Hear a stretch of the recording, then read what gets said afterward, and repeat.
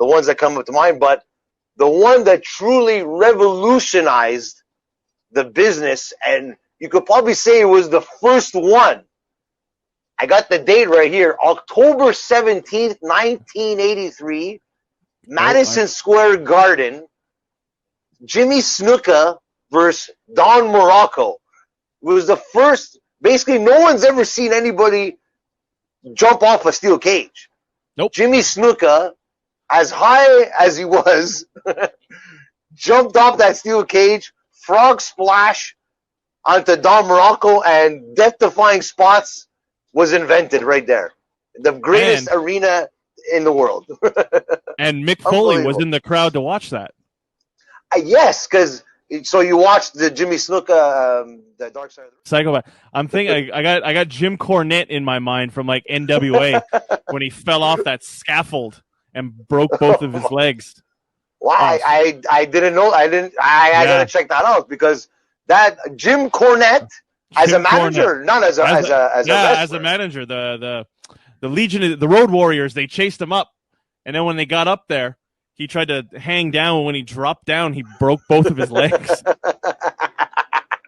like literally broke both his legs for real? Yeah, he was pissed. Was he holding the tennis racket while he was falling? No, he wasn't. But Mick Foley back then, in 1983, was he wrestling in 1983?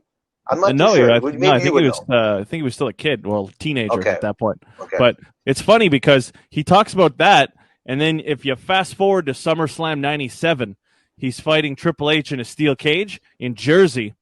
He gets to the top of the cage, and he rips his shirt off, and he hits fucking Triple H with an elbow off the top of the cage. Mick Foley jumped off the top of a steel cage at SummerSlam. Elbow dropped Triple H. Oh my God! I'm learning something every day with you, man. That's honestly, I never would have thought, talking about this segment, that Mick Foley jumped off this top of the steel cage. Steve Blackman. Yeah, he hit him with the kendo stick. Chased him up the Titantron. That was the first time he ever did anything like that. Yeah. SummerSlam 2000, if I'm correct, Kyle. Yeah. With the kendo stick or in the back of the head or in the back end. And it just like, and you knew something was going to happen, right? You just didn't know who was going to fall. But it was like, but Blackman jumped on him afterwards.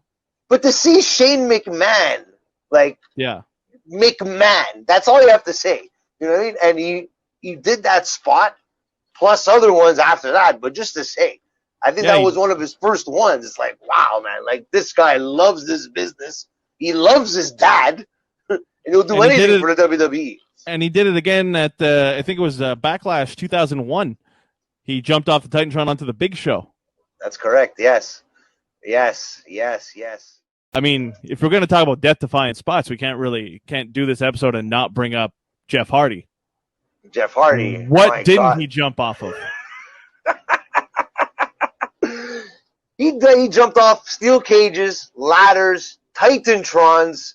You name it, he's done it. 40 feet or 20-foot ladders. Yeah, 50 feet. How big's the Titan? 50 feet high, the Titantron. Yeah, probably. My God. Unbelievable, this guy. When he jumped off a tractor trailer, too, onto Randy Orton. I remember that. When was that? That was a Monday Night Raw, or that was a pay-per-view? Yeah, I believe so. I think it was a Monday Night Raw. That was a stage dive. Psychopaths.